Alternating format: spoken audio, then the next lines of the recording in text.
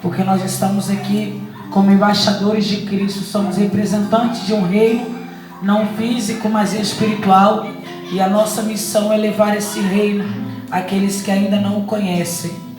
Por gentileza, você que se encontra com a Bíblia Sagrada, abra mesmo comigo no Evangelho de Jesus, segundo escreveu João, aleluias.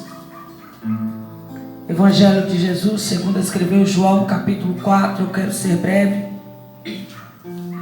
Aleluia, porque eu sei que Deus tem algo para falar conosco neste dia. Aleluia, Jesus, amém? A epígrafe do texto que diz: a mulher de Samaria.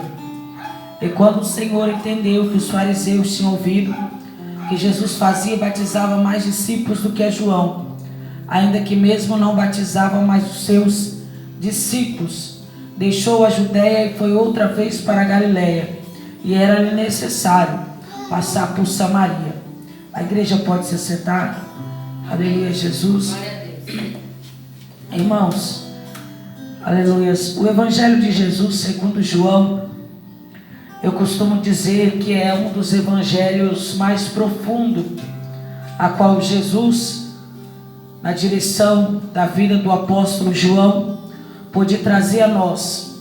Nós conhecemos a história de João, foi um dos discípulos de Jesus. Mateus capítulo 4, versículo 17, quando Jesus dá início ao seu ministério, ele está na beira do mar da Galiléia, ele avista 4 homens trabalhando, labutando para o seu sustento, e ali Deus não só levanta o ministério do Senhor Jesus como o maior missionário evangelista da face da terra, mas ele também vai levantar 4 ministérios, 4 apóstolos, 4 discípulos que dariam continuidade àquilo que Jesus começaria. E João é um deles. João foi escolhido por Jesus. João futuramente seria um apóstolo, seria um evangelista, pregaria a palavra de Deus, porque estava nos planos de Deus que João vivesse uma história com Jesus.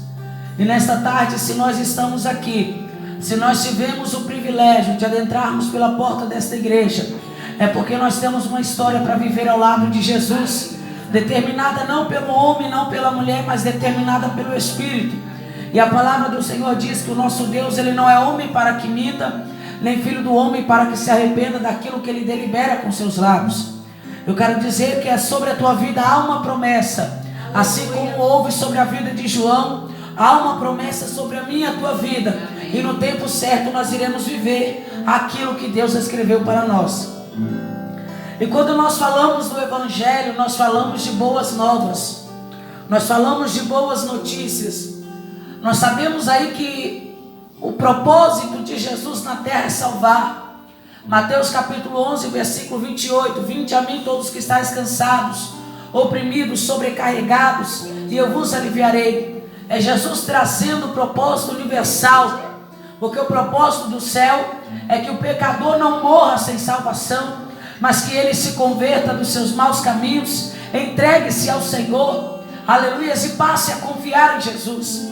A palavra do Senhor vai dizer que Deus não tem prazer na morte do ímpio, mas que antes esse se converta e passe a conhecer a palavra de Deus. João capítulo 8, versículo 38, ele diz: conhecereis a verdade, e a verdade vos libertará. Se verdadeiramente creres que eu sou filho do homem, verdadeiramente sereis livres.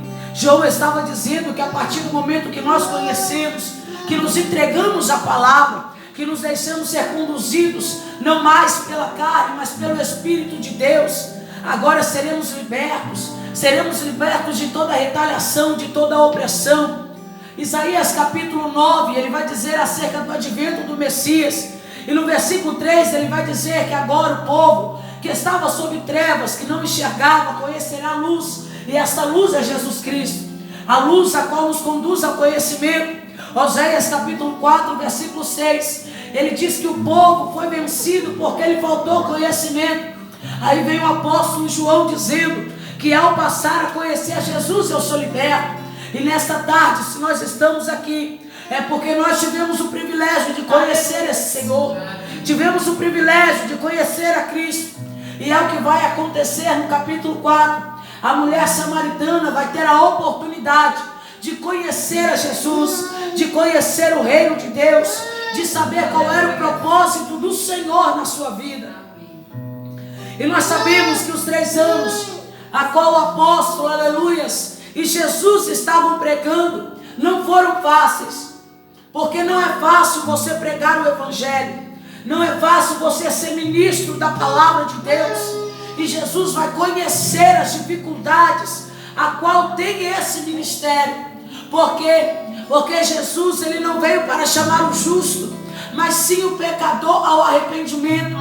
Mateus capítulo 9, Jesus está, aleluia, assentado na mesa com os pecadores. E os seus adversários diziam, sendo ele tão santo como ele diz que é, como ele se atreve a sentar na mesa dos pecadores? Aí Jesus vai dizer, eu não vim chamar o justo, porque o são não precisa de médico, mas o doente sim. Eu não vim chamar o justo, mas o pecador ao arrependimento. E eu vejo o capítulo 9 de Mateus se cumprindo na vida da mulher samaritana. Quando nós falamos de Samaria, nós falamos de um povo extremamente religioso, um povo que não conversava com os judeus, porque acreditava que o verdadeiro lugar de adoração ao Senhor era nos montes onde Moisés esteve, enquanto os judeus acreditavam que era onde Salomão apresentou e edificou o templo ao Senhor. A palavra do Senhor diz que há uma divisão, aleluia, religiosa no meio desse povo. A fé deles é contrária. Enquanto um acredita que a igreja certa é no monte, outros, aleluias, ali onde Salomão edificou. Eles não se falavam, eles não se cumprimentavam, eles não se davam a paz do Senhor, por causa das suas crenças, por causa daquilo que eles acreditavam ser verdadeiro. Mas aí Jesus vai andar 175 quilômetros, aleluias, ele vai, glória a Deus, descer, aleluias, novamente, aleluias, para a Judeia, para falar com aquela mulher acerca do reino de Deus, porque esta mulher estava dentro da igreja, esta mulher vivia constantemente dentro do templo, adorando ao Senhor. Missionária, me prove isso na Bíblia. É porque ela tem uma preocupação, após conhecer e reconhecer que Jesus é profeta, ela vai perguntar a Jesus aonde eu devo adorar. Aí eu começo a meditar que a preocupação do ímpio não é aonde ele deve adorar. Somente alguém que está dentro da igreja tem essa preocupação. Qual é o lugar certo que eu devo adorar? Qual é o culto que eu devo oferecer para Deus? Essa mulher está preocupada. Aonde ela pode oferecer o teu melhor para Deus? Aonde ela pode glorificar a Deus? Qual é a maneira certa de adorar? Aleluia. Aí Jesus vai dizer, você adora aquilo que você não conhece, mas nós adoramos aquilo que nós conhecemos. Jesus estava dizendo, olha, apesar da sua preocupação, apesar da sua insistente vontade de saber qual é a verdadeira maneira de adorar a Deus, eu quero te dizer que você adora aquilo que você não conhece. Você fala daquilo que você não presenciou. Mas eu venho trazendo uma palavra para você nesta noite. Eu venho trazer uma palavra para a minha alma, que aquela mulher samaritana não conhecia aquilo que ela adorava. Mas agora, ao encontrar-se com Jesus, ela não vai somente aprender a adorar da maneira certa, mas ela vai passar a conhecer a Jesus. Aí Deus me revela, não basta você adorar, não basta você louvar, você tem que conhecer aquele que você adora, você tem que conhecer aquele a quem você oferece os louvores. E eu conjecturo e imagino esta mulher dentro do templo, cantando o hino, participando dos louvores, ouvindo a palavra, mas não conhecia Jesus. Sabe por quê? Porque esta mulher, aleluia, ela tinha um peso, 2 pesos, aliás, sobre ela, um jugo pesado. Primeiro, ela estava vivendo com um homem que não era dela, e nós sabemos que quando nós estamos dentro da igreja e estamos em pecado, aquilo vai nos autocondenando, aquilo vai na nossa mente, o diabo vai colocando na nossa mente. Do que adianta você estar na igreja se você está pecando contra o Deus da sua igreja? Eu creio constantemente que Satanás estava diante da mente daquela mulher, dizendo, do que adianta você adorar, do que adianta você ouvir a palavra de Deus, Se o marido que você tem dentro de casa não é o marido que Deus te deu, eu imagino agora que esse é o peso da mulher, o peso da consciência pesada, de saber que está em pecado, de saber que está dentro da igreja, e talvez o teu pastor dava um sermão, aleluia, sobre o adultério, e aquela mulher se sentia ofendida, porque ela sabia que a vida que ela estava vivendo não era a vida de Deus. Segundo peso, essa mulher é rejeitada pela sociedade aonde ela vive, porque naquela época mulheres com comportamento como o da mulher samaritana eram rejeitadas, eram pisoteadas, eram retalhadas, a ponto desta mulher, aleluias, ter que descer ao meio-dia para buscar água e fazer os seus afazeres. Era costume das mulheres descer pela manhã, para que o sol, aleluias, que estava constantemente pesado, não pesasse sobre elas. Porém, esta mulher não se mistura, esta mulher não tem amizade, esta mulher não pode conversar com a tua vizinha, porque certamente o marido ia dizer: olha, não se relacione com esta mulher. Talvez uma mulher pensasse: ela pode roubar o meu marido. E ela era constantemente rejeitada. E é exatamente para esses que Jesus veio, para aqueles a qual o pecado aprisionou, a qual o diabo aprisionou a sua alma. Eu vejo pelos olhos da fé que esta mulher está atrás das grades, mas não da cadeia física a qual nós conhecemos. A cadeia desta mulher é uma cadeia espiritual. A sua alma está aprisionada, ela não pode sonhar, ela não pode sorrir, porque o diabo aprisionou a sua alma através do pecado do adultério.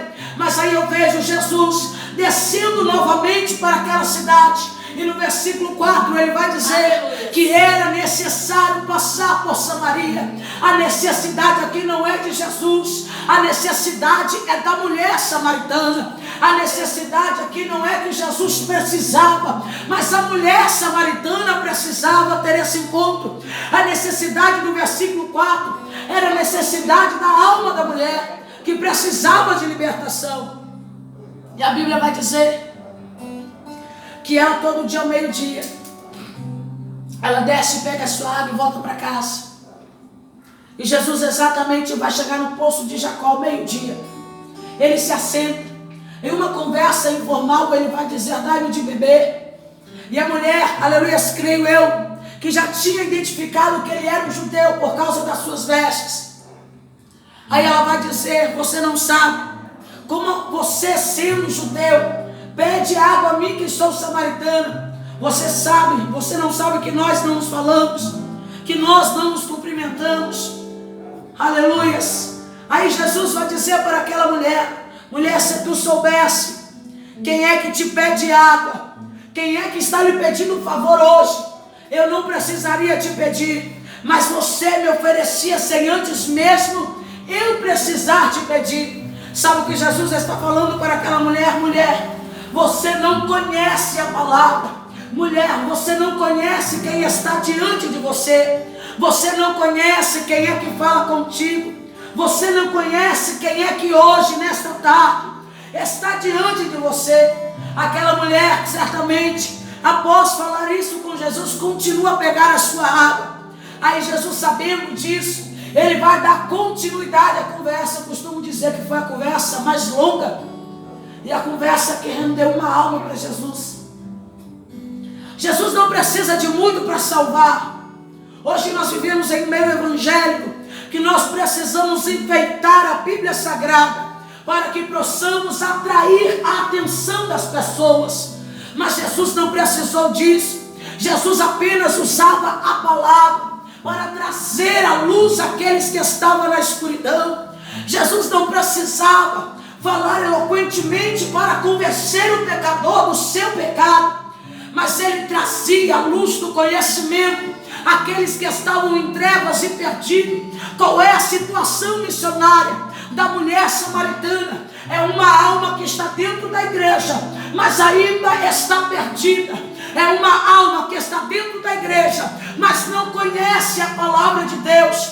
É uma alma que está na presença, mas não se envolveu na presença. Aí Deus me faz entender quantas pessoas estão como a mulher samaritana, estão na casa de Deus, adoram ao Senhor, ouvem a palavra de Deus, mas ainda não conhecem o Deus da igreja. E a palavra do Senhor diz: prossigais em conhecer o Senhor. Esta mulher não conhece, e por ela não conhecer, ela não pode ser liberta. Porque segundo João 8,32, a liberdade vem acompanhada do conhecimento. Quando Pedro diz: crescei antes na graça e no conhecimento do nosso Senhor e Salvador Jesus Cristo, Pedro também disse que por meio do conhecimento, só por meio dele eu posso ser liberto. Como é que Jesus vai me libertar se eu não conheço?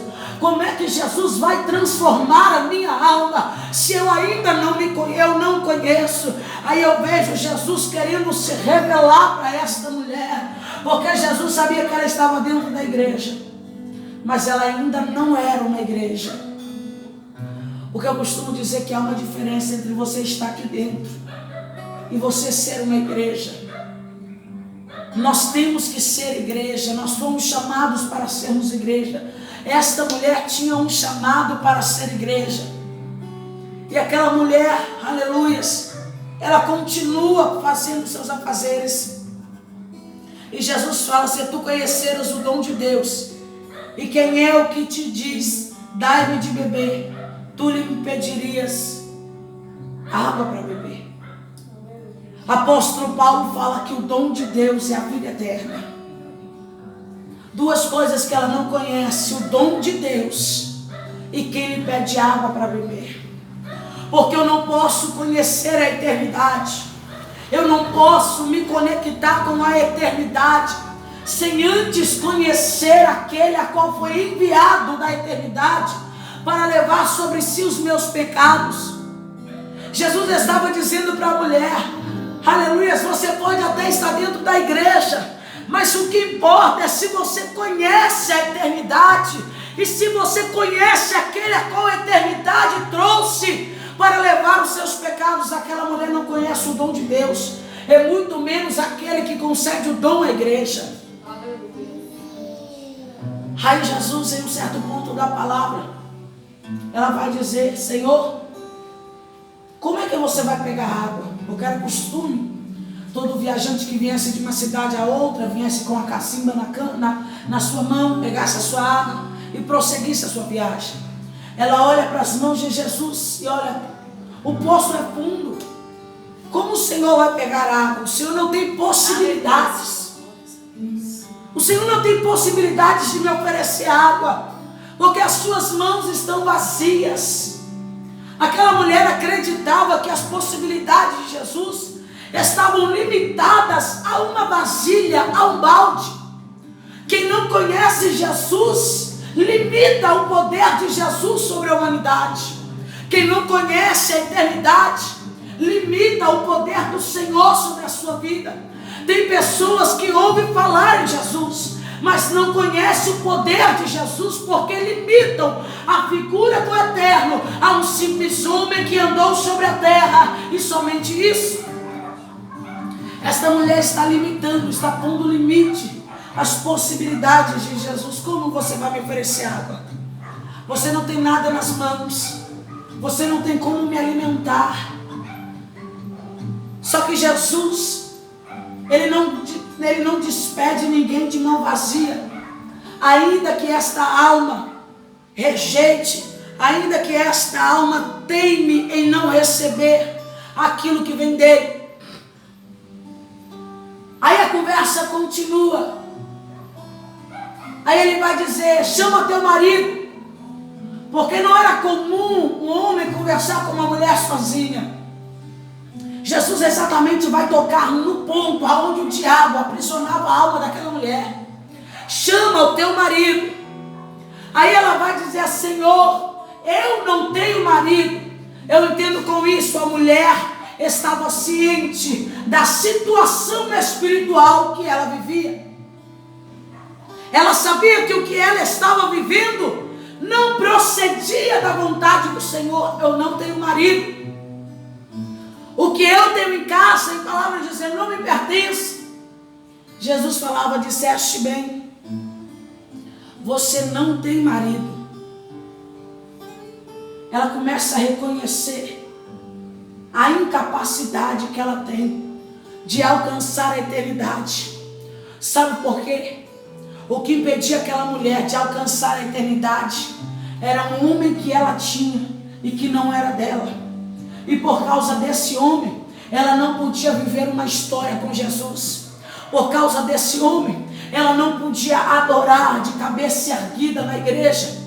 Por causa desse homem, talvez ela sentasse no último banco lá da igreja, para ninguém ficar olhando para ela. E talvez quando o pastor terminava o culto, ela era a primeira a sair.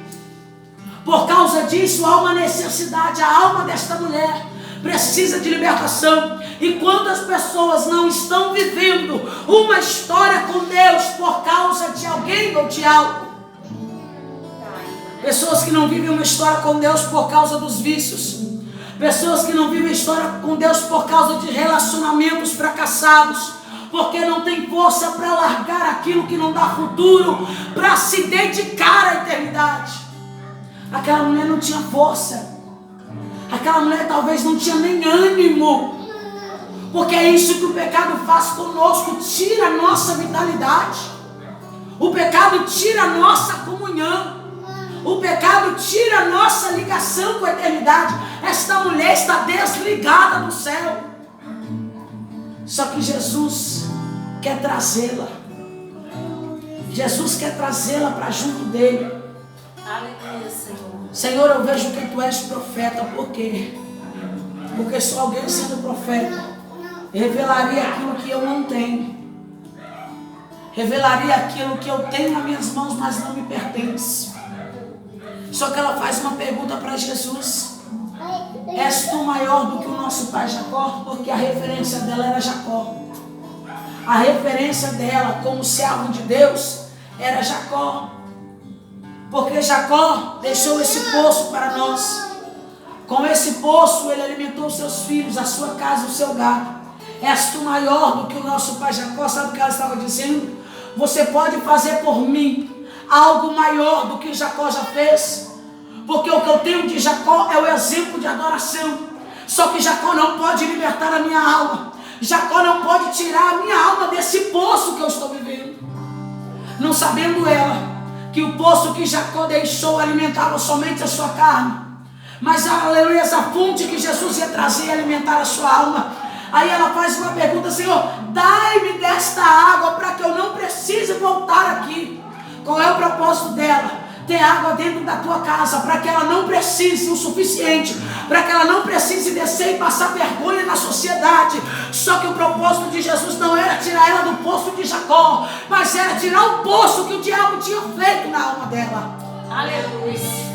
Era libertar da profundidade e escuridão que Satanás estava colocando na alma daquela mulher. Senhor, me dá água para que eu não precise voltar aqui e ver as minhas vizinhas perjurando o meu nome por causa do meu marido. Não, eu não vou te tirar daqui, mas eu vou te ensinar aqui a ser uma verdadeira adoradora. Eu vou te ensinar aqui a me servir em espírito e verdade. Ei, Jesus não vai te tirar do meio que te envergonha, mas Ele vai te ensinar no meio daqueles que te envergonham a dar um testemunho baseado no verdadeiro evangelho.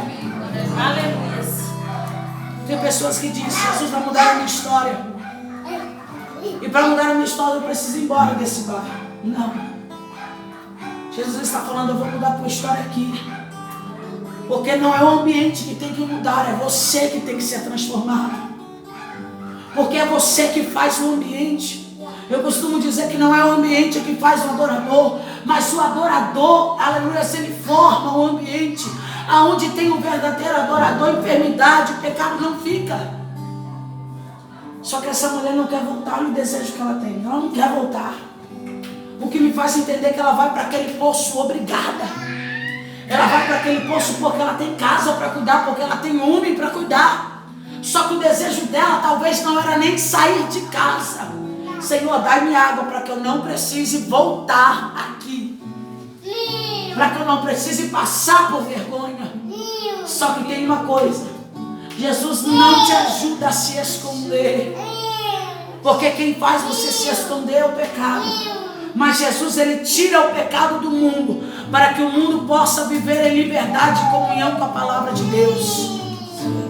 Aleluia. Aí aquela mulher começa a beber quando ela confessa que ela não tem marido. Aí eu vou me lembrar da palavra de Deus que diz: aquele que confessa e deixa, alcança a misericórdia. No ponto da conversa, a mulher samaritana alcançou a misericórdia do Altíssimo. Ela confessou que o marido não era dela. Quando ela confessa, ela começa a beber da água da vida. Porque quem bebe da água da vida, minha irmã, ela não consegue, ela se incomoda com a situação em que ela está vivendo. E se essa situação não está agradando a Deus, incomoda ela mais ainda. A situação que ela estava vivendo começou a incomodar ela. Senhor, não tenho marido. Ela começa a beber da água da vida. Aí Jesus fala: olha, do poço que Jacó deixou, ele alimentou o gado, a sua família deixou como herança para vocês. Mas a água que eu venho trazer, eu vou alimentar você, vou alimentar a tua família, os teus filhos, os teus netos, os teus bisnetos, porque a água que eu dou conduz o homem para a eternidade. A água que eu dou conduz o homem para a glória. Quem bebe da água de Jacó volta a ter sede, volta a sentir necessidade, o corpo padece se não beber desta água, porque ela não tem poder. Mas eu quero liberar uma palavra sobre a tua vida. A água nesta noite, aleluias, que está neste lugar, ela tem poder para curar, ela tem poder para libertar e salvar aquele que está perdido. Jesus fala: aquele que beber da água de Jacó volta a ter sede. Porque água sem poder é isso. Você bebe ela, daqui a pouco você quer de novo. Mas a água que eu dou, aquele que bebe tornar-se-á uma fonte que jorra para a vida eterna. A água de Jacó não tem poder para te transformar. Mas a água que eu te dou, mulher, não só vai matar a tua sede, como vai transformar a sua vida diante dos homens. A água do homem, eu permaneço do mesmo jeito. Com a água do homem, eu corro risco até mesmo de ficar enferma.